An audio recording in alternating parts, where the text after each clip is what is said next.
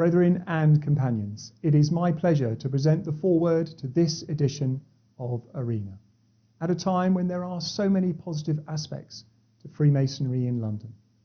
Two excellent examples are the 200 members of the public who recently attended the Discover Freemasonry event in the Grand Temple, and the 600 brethren who attended the recent Rugby Lodge meeting in the presence of the most worshipful Grand Master.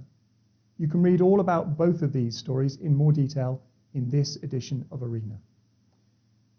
However, it is also true to say that in the last 12 months, and perhaps since COVID, we've all been dealing in different ways with what is being termed the cost of living crisis, with the ongoing levels of inflation ultimately impacting our disposable income. In Freemasonry, that affects us in a number of ways. Certainly, we have seen our travel costs increase, for example, but in particular, we've all felt an increase in the cost of dining at our festive boards. I needn't tell you that for all lodges and chapters, this is such an important aspect of our Freemasonry.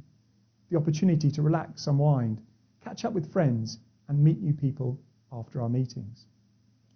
The costs have risen so much that we know lodges and chapters are finding commendable new ways to run their lunches and dinners.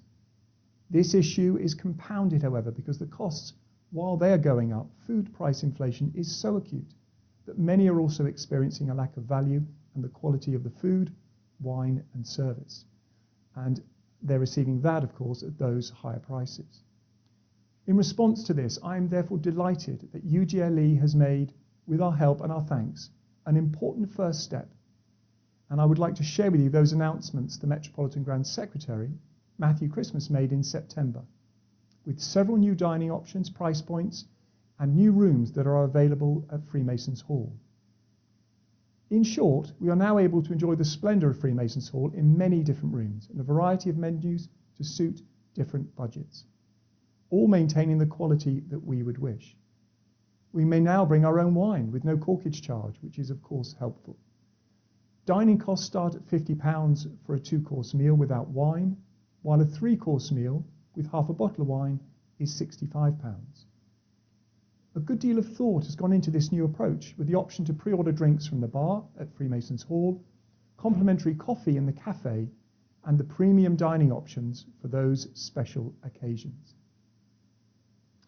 I appreciate, of course, that even at these prices, costs may still be too expensive for some lodges of chapters, some of mine in particular, but it is, in my view, an important first step in the right direction. I can vouch on the couple of dinners that I've had to that increase in quality that we all would like to have at our festive boards. We also anticipate further announcements to this end in 2024. In terms of rooms on the ground floor, we have the gallery suite and the anteroom. Furthermore, to the list for the first time, we may now dine in the new and the old boardrooms, both of which would befit any festive board. While subject to availability, we also have options on the first floor. The vestibules outside the Grand Temple make for a memorable dinner with the Grand Temple doors wide open. And also, the Grand and past Grand Officers' robing rooms have a real sense of occasion. The Metropolitan Grand Secretary also tells me there has been some misunderstanding around the minimum dining numbers. Freemasons Hall, to be clear, will consider a booking party of any number to dine. They just require a minimum of 25 diners in the building on the night.